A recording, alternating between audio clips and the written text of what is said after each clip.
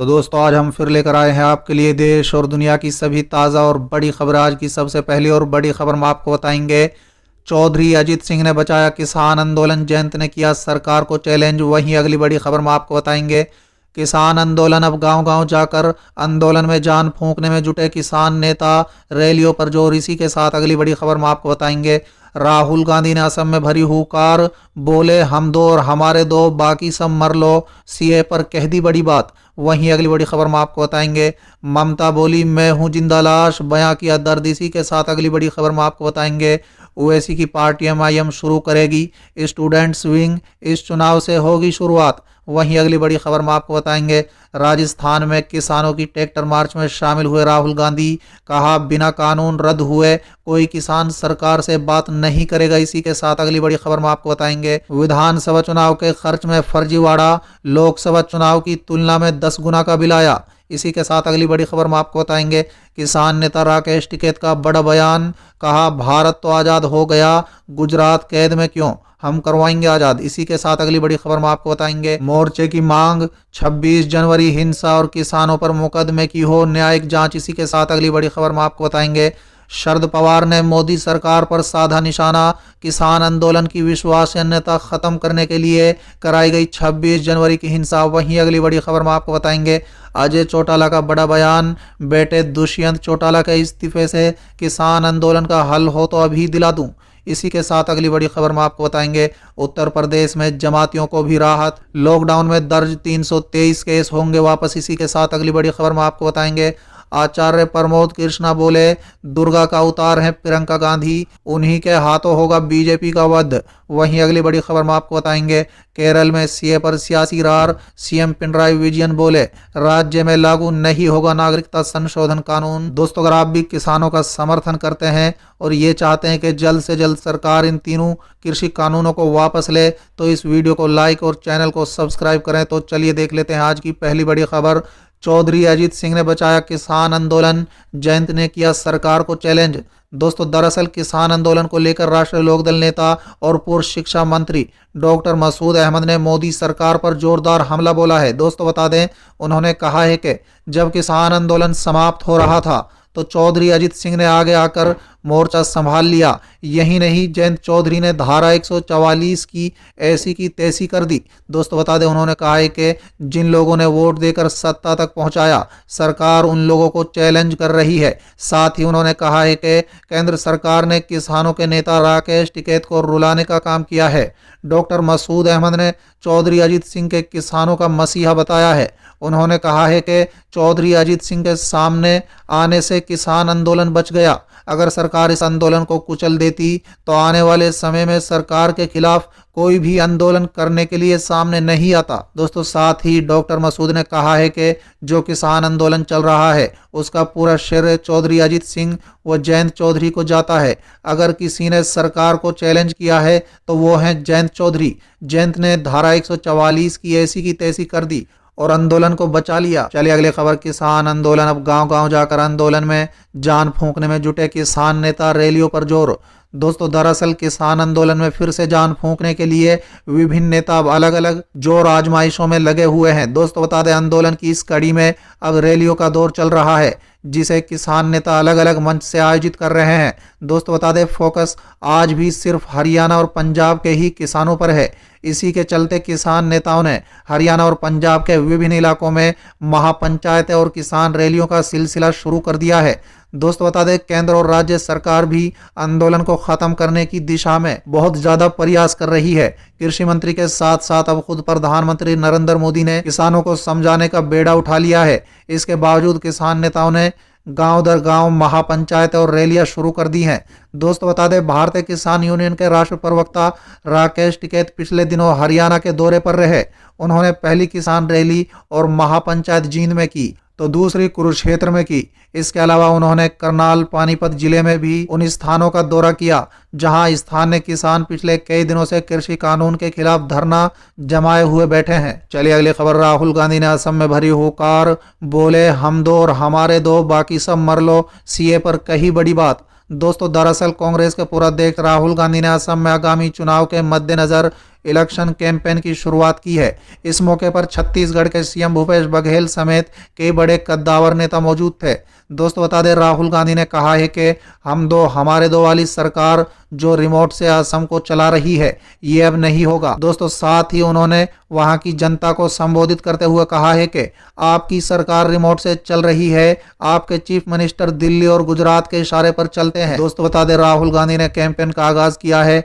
वहां लोगों को संबोधित करते हुए उन्होंने कहा है कि आपका चीफ मिनिस्टर असम का होना चाहिए जो असम के लिए काम करे। साथ ही उन्होंने सरकार की ओर इशारा करते हुए कहा है कि हम दो हमारे दो बाकी सब मर लो, इस तर्ज पर असम को चला रहे हैं। उन्होंने कहा है कि अवैध इमिग्रेशन एक मुद्दा है, लेकिन असम वासियों में वो क्षमता है कि वो इस मुद्दे को सुलझा सकते हैं। दोस्तों उन्होंने असम को हिंदुस्तान के गुलदस्ते का फूल बताया और कहा है कि यदि असम का कोई नुकसान होगा तो देश का भी होगा। उन्होंने कहा है कि हम दो और हमारे दो वाली सरकार सुन ले, कुछ भी हो जाए सीए नहीं हो सकता। चलिए अगली खबर। ममता बोली मैं हूं जिंदा लाश, बताया दर्द। दोस्तों दरअसल पश्चिम बंगाल में आगामी विधानसभा चुनाव से पहले सियासी माहौल गर्म है। इस बीच मुख्यमंत्री ममता बनर्जी ने भाजपा पर निशाना साधते हुए कहा है कि वो एक जिंदा लाश की तरह है। राजनीति में अपने संघर्ष को बताते हुए ममता बनर्जी ने कहा है कि पांव से माथे तक ऐसी कोई जगह नहीं है जहां उन्हें चोट नहीं खाई। दोस्तों बता दें, ममता ने यह भी कहा है कि वो किसी राजनीतिक विरासत के कारण यहां तक नहीं पहुंची हैं।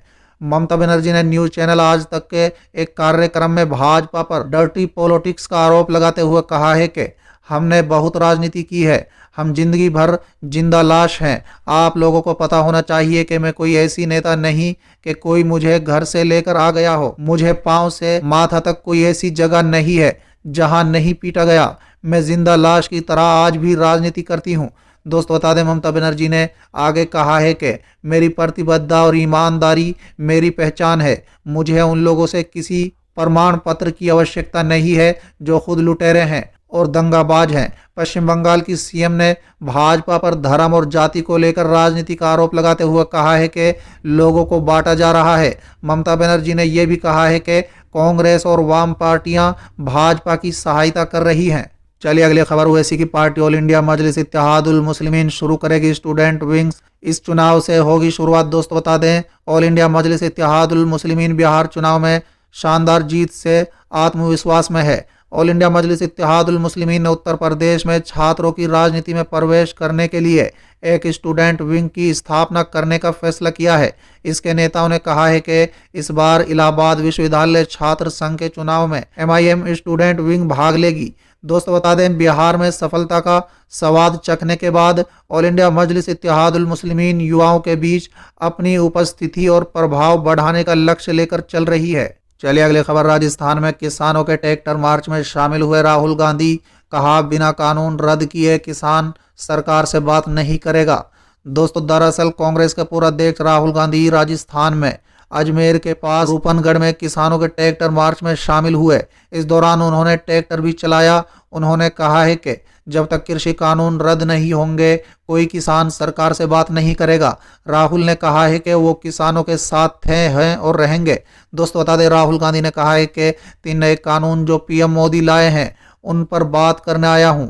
उनके पीछे लक्ष्य क्या है? मंडी की हत्या करना पहला लक्ष्य है। दूसरा कानून देश में अनलिमिटेड जमाखोरी चालू करने वाला है। देश का सबसे बड़ा व्यवस्था कृषि का है। ये 40 लाख करोड़ का कारोबार है जो किसी एक का नहीं है। देश के 40% लोगों का कारोबार कृषि है। PM मोदी चाहते हैं कि ये पूरी व्यवस्था उनके 2 मित्रों के हवाले हो जाए। कानून का यही लक्ष्य है। देश का किसान कह रहा है कि हम मर जाएंगे लेकिन ये नहीं होने देंगे। मजदूर, छोटे कारोबारी सब किसान के पीछे खड़े हैं। चलिए अगली खबर। विधानसभा चुनाव खर्च में फर्जीवाड़ा। लोकसभा चुनाव की तुलना में 10 गुना का बिल आया। दोस्तों दरअसल बिहार में विधानसभा चुनाव के खर्च में फर्जीवाड़ा सामने आया है। दोस्तों बता दें, मामला तब पकड़ में आया जब लोकसभा चुनाव की तुलना में कई गुना ज्यादा राशि का बिल एजेंसियों ने दे दिया। इस मामले की जांच शुरू हो गई है। दोस्तों बता दें कि जो बिल एजेंसियों ने दिया है उसमें खर्च की सीमा अनाप शनाप दी गई है। इतना ही नहीं, अर्धसैनिक बल के जवान जिस जगह पर ठहरे नहीं है वहां भी टेंट पंडाल लगाने का बिल दे दिया है। दोस्तों बता दें, चलिए अगली खबर। किसान नेता राकेश टिकैत का बड़ा बयान। कहा भारत तो आजाद हो गया, गुजरात कैद में क्यों, हम करवाएंगे आजाद। दोस्तों दरअसल केंद्र के कृषि कानूनों के खिलाफ किसानों का धरना प्रदर्शन 2 महीने से भी ज्यादा हो गया है। दोस्तों बता दें, सरकार लगातार कह रही है कि कृषि कानून से किसानों को फायदा होगा, जबकि किसान लगातार उन्हें काला कानून बता रहे हैं। हालांकि इस वक्त दोनों पक्षों में औपचारिक बातचीत बंद है। केंद्र सरकार और किसानों के बीच चल रहे गतिरोध के बीच भारतीय किसान यूनियन के नेता राकेश टिकैत ने दो टूक कह दिया है कि जब तक कानून वापस नहीं लिए जाएंगे आंदोलन जारी रहेगा। साथ ही राकेश टिकैत ने कहा है कि भारत तो आजाद हो गया तो गुजरात कैद में क्यों है। गुजरात के आदमी को दिल्ली नहीं आने दिया जा रहा है। जो लोग दिल्ली आना चाहते हैं उनको जेल में बंद करते हैं। हम गुजरात भी जाएंगे। दोस्तों गौरतलब है कि पिछले दिनों जो किसान संगठन और केंद्र सरकार के बीच 11 दौर की बातचीत हुई थी, उनसे किसी तरह का कोई हल नहीं निकला था। ऐसे में एक बार फिर किसान सरकार से बात करने के लिए कह रहे हैं कि सरकार उनसे बात करे तभी समस्या का हल निकलेगा। चलिए अगली खबर। शरद पवार ने मोदी सरकार पर साधा निशाना।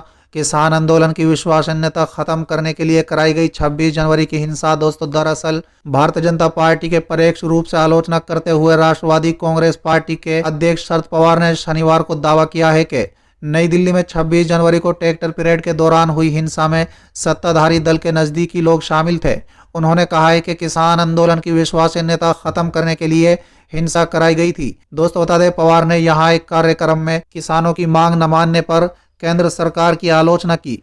चलिए अगली खबर। केरल में सीए पर सियासी रार। सीएम पिनराई विजयन बोले राज्य में लागू नहीं होगा नागरिकता संशोधन कानून। दोस्तों दरअसल केरल में होने वाले चुनाव से पहले नागरिकता संशोधन कानून पर सियासी रार होती नजर आ रही है। दोस्तों बता दें, एक तरफ जहां केंद्र गृह मंत्री अमित शाह ने कोरोना वैक्सीनेशन पूरा होने के बाद देश में सीए लागू करने की बात कही है, वहीं केरल के मुख्यमंत्री ने इससे साफ इनकार कर दिया है। दोस्तों बता दें, सीएम पिनराई विजयन ने कहा है कि केरल में सीए लागू नहीं होगा। राज्य सरकार का मत स्पष्ट है, हम सीए लागू करने के पक्ष में नहीं हैं। विजयन ने यह बयान अमित शाह के उस बयान के ठीक एक दिन बाद दिया है जिसमें उन्होंने कहा था कि कोरोना वैक्सीनेशन पूरा होने के बाद सीए लागू किया जाएगा।